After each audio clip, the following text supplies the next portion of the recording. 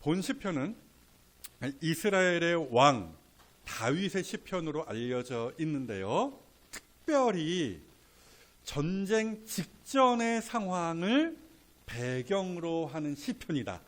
일단 이렇게 넣어두시면 되겠어요. 그러니까 왕이자 군대의 사령관인 다윗이 이스라엘 군대를 이끌고 적들과 싸우기 위하여 전쟁터로 나갈 준비를 하고 있는 상황을 배경으로 한다.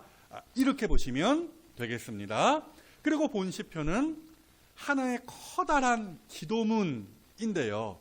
방금 우리가 읽었잖아요. 한 개인의 기도가 아니에요.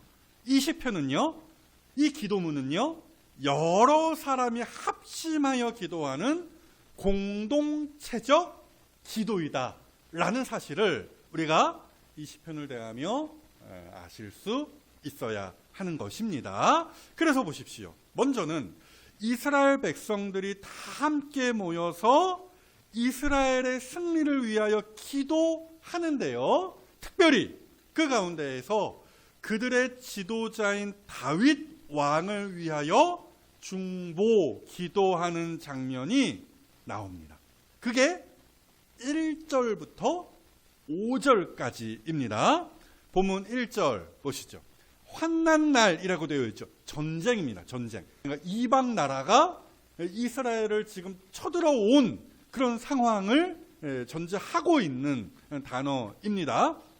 어찌되었건 여호와께서 너에게 응답하시고 야곱의 하나님의 이름이 너를 높이 드시며 이렇게 되어 있는데요. 자, 저기에 있는 내게, 너, 2인칭 단수거든요. 당신, 누구를 가리키는 말이겠어요? 왕 다윗이겠죠. 그러니까 이스라엘 백성들이 한데 모여서 다윗 왕 한 사람을 축복하며 기도하기를 다윗이 전쟁에 나아가서 털끝 하나 다치지 않고 무사히 돌아오게 하옵소서 이렇게 기도하는 장면이 저 1절의 말씀입니다. 그래서 저기 야곱의 하나님의 이름이 너를 높이 드시기를 원한다 라고 되어 있는데, 높이 드신다는 말이 무슨 뜻이냐면은 지키신다 라는 의미예요. 굳이 좀 더 쉽게 풀어서 설명해 드린다면은 하나님께서 다윗 왕을 높은 곳에, 높이 드신다는 말이 높은 곳에 안전하게 두심으로 말미암아 대적들이 접근하지도 못하도록 그렇게 왕을 보호하소서 이렇게 기도하는 것이 되는 것이에요. 또 이어지는 2절 보시면은 참 재미있는 표현이 저기에 있는데요. 성소에서 너를 도와주시고 시온에서 너를 붙드시며, 마찬가지로 다윗 왕을 위하여 이스라엘 백성들이 기도하는 장면이에요. 당시 이스라엘 사람들은요, 하나님께서 성전 안에 계신다라고 생각을 했어요. 맞기도 하고 틀리기도 하죠. 그렇죠? 하나님은 성전 안에만 계시는 것이 아니에요. 안이 계신 곳이 없으십니다. 이걸 하나님의 편재성이나 그렇게 이야기를 하는데요. 하나님은 여기에도 계시고 저기에도 계신다라는 것이지요. 아무튼지 간에 이스라엘 백성들은 하나님이 진짜로 성전 안에 계신다라고 생각을 했고, 그런 말하자면 그 편협한 어떤 사상이 저 식구에 어느 정도 반영이 되었다라고 보시면 되겠어요. 그래서 하나님께서 성소에서 다윗을 도와주신다라는 저 말의 의미를 조금 더 잘 살려서 다시 표현하면은 성소 안에 계신 하나님께서 다윗에게 도움을 보내신다라는 말이 되는 것입니다. 뭐 어찌되었건 싸움에 나가서 전장을 지휘하는 사람은 다윗이거든요. 그럼에도 그 전쟁의 성패는 어디에 달려 있느냐? 성소에 계신 하나님의 손에 달려 있습니다 라는 신앙 고백과 같은 거예요. 그렇게 하나님 우리 왕을 도와주옵소서 기도하는 것이고요. 이어지는 붙드신다라는 말도 같은 거예요. 저 말이 지원한다라는 뜻인데요. 우리가 바로 앞에 있었던 시편 18편에서 들어보았어요. 기억을 떠올려 보십시오. 하나님께서 온갖 방법을 동원하셔서 시인 다윗을 이기게 하셨다더라. 그 이야기가 시편 18편에 있었거든요. 저게 딱 그런 그림입니다. 그러니까 하나님께서 왕에게 필요한 모든 것을 물심양면으로 지원하심으로써 왕이 전쟁에서 이기게 하옵소서, 이 기도를 이스라엘 백성들이 연거푸 드리고 있는 거예요. 이어지는 기도도 같은 맥락이죠. 본문 4절입니다. 내 마음의 소원대로 허락하시고 내 모든 계획을 이루어 주시기를 원하노라. 보세요. 왕의 마음에 있는 소원, 그것이 무엇이겠습니까? 부귀영화겠어요? 그게 아니라 단순하죠. 이 전쟁에서 이스라엘 백성이, 군대가 이기는 거예요. 또 왕에게 있는 계획, 무엇이겠습니까? 싸움에서 어떻게 하면 이길 수 있을까? 이 전략, 이것이 곧 저 단어가 지칭하는 계획 아니겠어요? 그 모든 것을 하나님이 알아주시고 들어주시기를 바랍니다.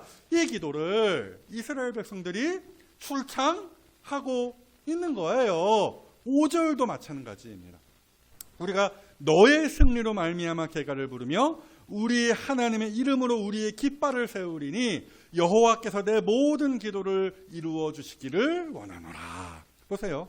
여호와께서 내 모든 기도를 이루어 주시기를 원하노라. 앞에 있는 문구에 똑같은 반복이다라고 보시면 돼요. 다만요. 잘 들으세요. 우리가 이 대목에서 주목할 부분이 하나 있는 것인데요. 보십시오.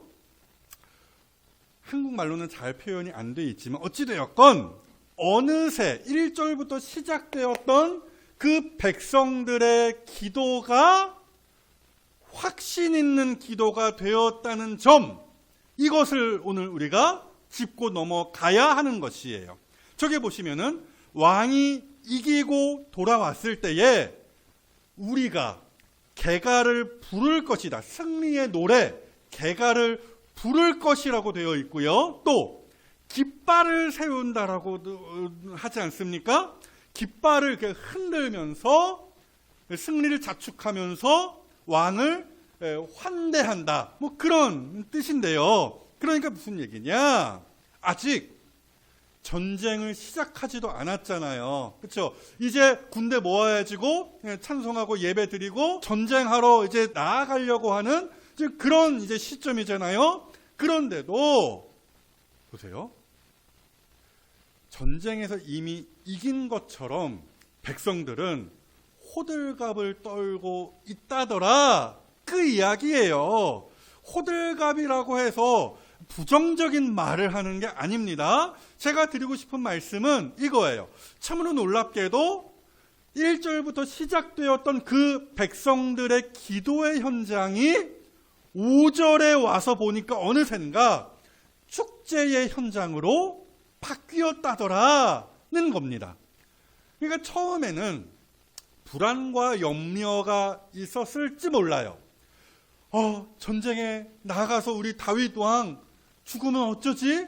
1절부터 보세요. 그런 기도가, 그런 마음이 그 기도에 담겨 있는 것이죠. 그러면 우리나라 망하는 거 아니야?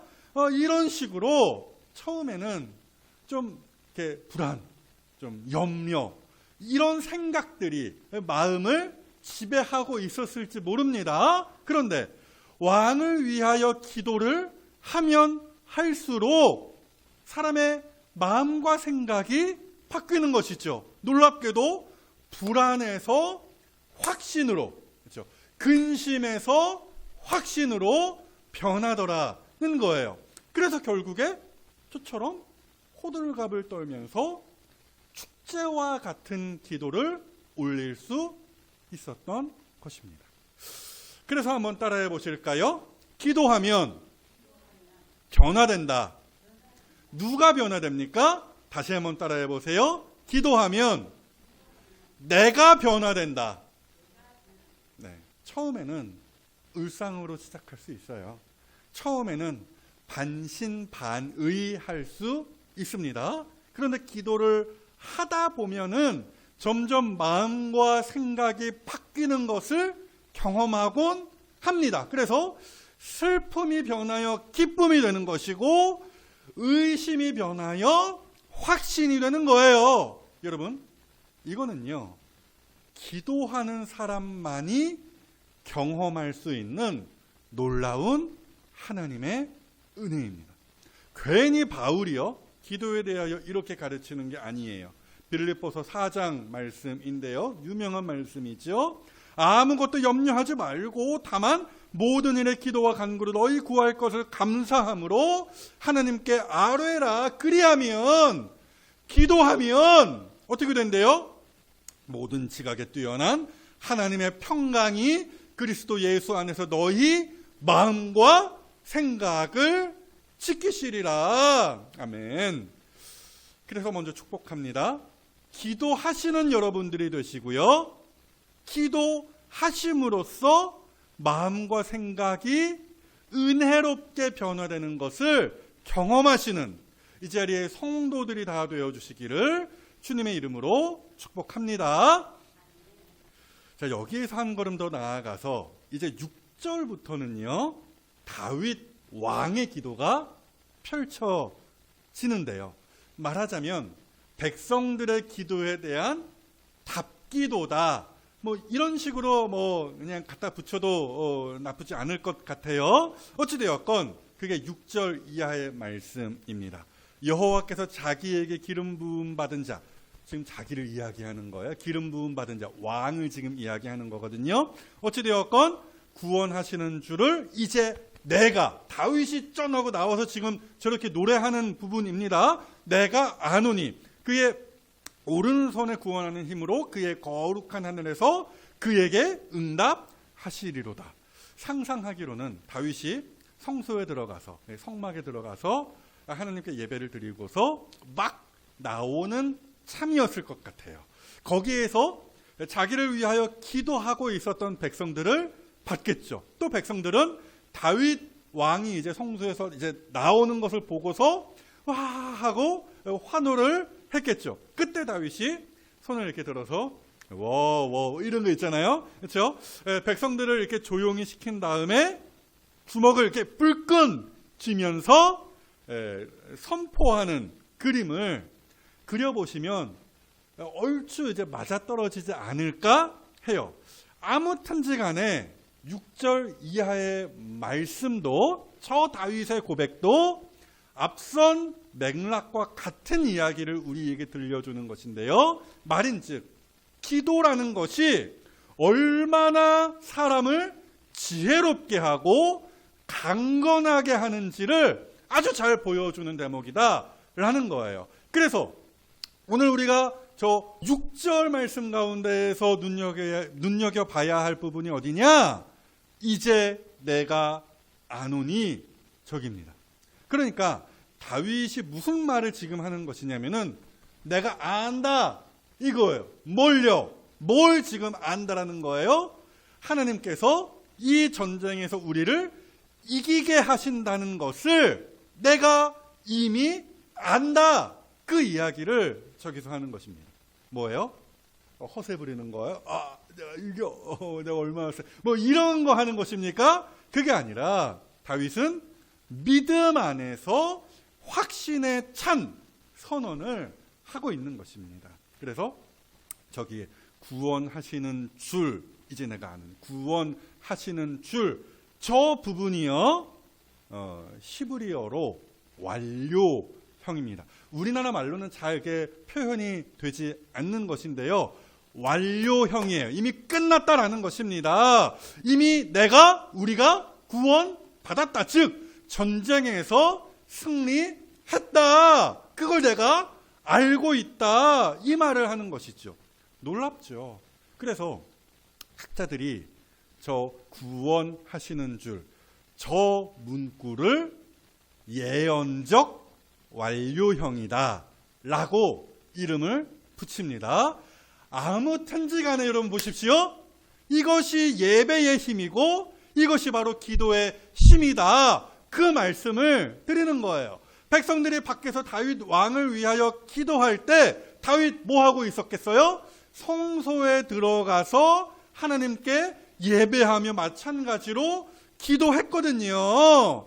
그랬을 때에, 그렇게 기도 안으로 깊이 들어갔을 때에 백성들의 마음, 또 다윗 왕의 마음, 그 모든 그 자리에서 기도하고 있었던 사람들의 마음이 하나같이 변화되었던 것이죠. 혹 불안과 염려로 시작했을지 몰라요. 아까 말씀드린 것과 같이 이거 우리가 질 것 같은데 이거 저쪽이 군사 숫자가 훨씬 많고 무기도 더 쎄빙이고 더 튼튼해 보이고 병거도 있고 말도 우리보다 훨씬 많고 이거 안 될 것 같은데 이런 마음, 생각이 있었을지 몰라요. 그런데 예배하고 기도하다 보니 어느새 다윗뿐만 아니라 그 백성들의 마음 가운데에 기쁨과 확신이 가득했던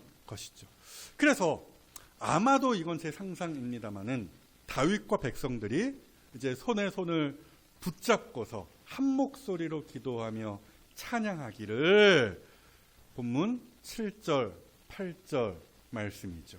어떤 사람은 병거, 어떤 사람은 말을 의지하나 우리는 여호와 우리 하나님의 이름을 자랑하리로다, 고백하리로다, 선포하리로다.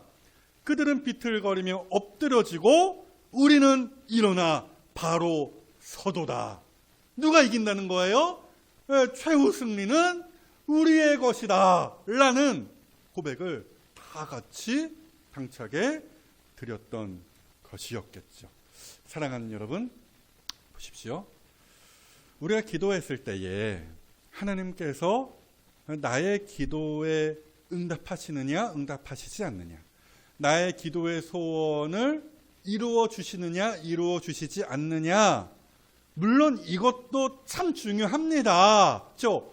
구하라, 찾으라, 두드리라, 그렇죠? 받을 것을 기대하며 우리가 기도하는 거예요. 응답하실 것을 바라며 우리는 기도합니다. 그럼에도 제가 오늘 이 본 시편의 말씀을 가지고 강조하고 싶은 것은 이 부분이에요. 하나님께서는요, 기도하는 사람에게 특별한 은혜를 베풀어 주신다는 거예요. 즉, 하나님께서 기도하는 사람의 마음을 지혜롭도록, 강건하도록, 확신 있도록 변화시키시더라는 말씀이죠. 자, 그렇다면 본 시편이 오늘날 우리에게 주는 교훈 어떤 것이 있을까요? 여러분 잘 들어보십시오. 흔히 지금 이 세대를, 이 시대를 영적 전쟁의 때다, 그렇게 말을 합니다. 아까도 이제 찬양 시간에 말씀드렸지만 총칼, 이게 난무하고 빗발치는 그런 것들을 휘두르는 전쟁이 아니라 악한 영적 세력과의 싸움이 항상 우리 앞에 놓여 있다라는 거예요. 그러니까 어딜 가나 전쟁이다라는 것이죠. 집에 들어가면 우리 아이들이 마귀짓을 할 수도 있고요. 세상에서는 별별 시험과 환난이 우리를 노리고 넘어뜨리려고 하는 것이지요. 그래서요, 그런 처지에 놓여 있는 우리에게 오늘 이 시편의 말씀이 아주 큰 도전을 준다라는 거예요. 그래서 한 번만 더 따라해 보실까요? 기도하지 않으면 싸워보지도 못하고 진다. 에베소서 6장을 보시면은요, 영적 전쟁이 임하는 우리에게 주어지는 여러 무기에 대한 말씀이 거기에 있습니다. 그 목록을 한번 짜볼까요? 일단 진리의 허리띠, 의의 호심경, 복음의 신, 믿음의 방패, 구원의 투구와 성령의 검, 이런 것들이 우리가 갖추어야 할 어떤 영적 전쟁의 무기로 소개가 되어 있는데요. 언젠가는 에베소서 6장의 그 말씀을 가지고 설교할 날이 오겠죠. 어찌되었건 하나같이 다 필요한 무기이고 강력한 무기라는 거예요.